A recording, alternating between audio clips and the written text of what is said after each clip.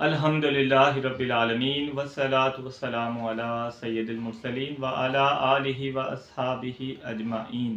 بازوئے کلیم کی طاقت۔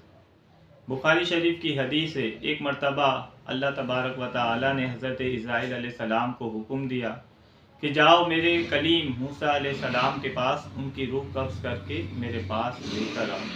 حضرت اسرائیل علیہ السلام موسیٰ علیہ السلام کی بارگاہ میں حاضر ہوئے اور عرض گزار ہوئے کہ اللہ نے مجھے بھیجا ہے آپ کی روح قبض کرنے کے لیے۔ سامعین، غور طلب بات ہے کہ انبیاء کے مقام کو آج کس طرح بیان کیا جا رہا ہے، ان کی طاقت کا کیا عالم ہے، ان کی شان کا کیا عالم ہے۔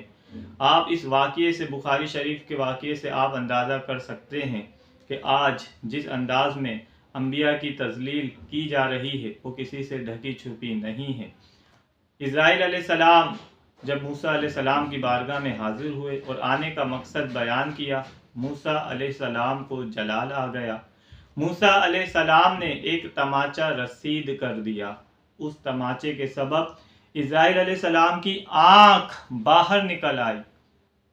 دیکھیں، آنکھ کا باہر نکل آنا، پھر اس آنکھ کو اسرائیل علیہ السلام اللہ کی بارگاہ میں لے کر جاتے ہیں اور عرض گزار ہوتے ہیں کہ باری تعالیٰ، تیرے محبوب پیغمبر موسیٰ علیہ السلام نے مجھے تماچا مارا اور میری آنکھ نکل کے باہر آ گئی ہے۔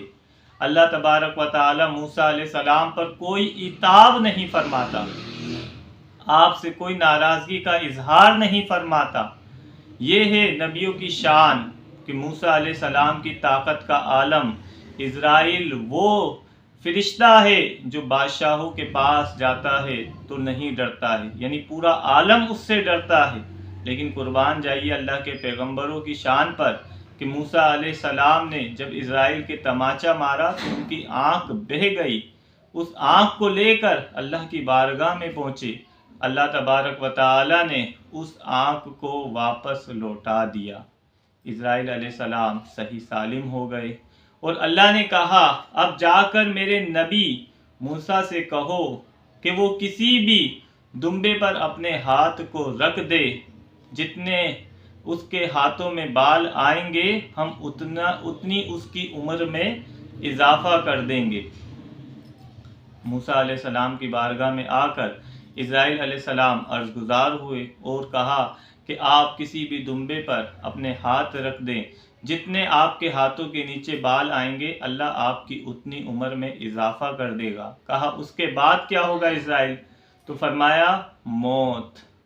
تو پھر موسیٰ علیہ السلام نے کہا جب بعد میں بھی موت ہے تو ابھی تم میری روح نکال سکتے ہیں۔ سامعین، اس واقعے سے معلوم ہوا کہ موسیٰ علیہ السلام کی طاقت کا عالم۔ محدثین نے تو بڑے مزے کی بات کہی، کہا موسیٰ علیہ السلام اگر زمین و آسمان پر اپنا غصہ مارے تو یہ پاش پاش ہو جائے۔ جب کلیم کے بازوؤں کی یہ طاقت کا عالم ہے تو پھر حبیب کے بازوؤں کی طاقت کا کیا عالم ہوگا۔ ایک مرتبہ صحابہ اکرام جو ہے خندق کھود رہے تھے، دوران خندق ایک چٹان ظاہر ہو گئی۔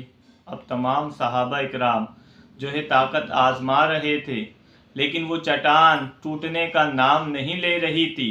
جب صحابہ عاجز ہو گئے، بے بس ہو گئے، تو کہا کہ اللہ کے محبوب صلی اللہ علیہ وسلم سے کو بلایا جائے۔ رسول پاک سے عرض کی کہ یا رسول اللہ یہ چٹان آ گئی ہے۔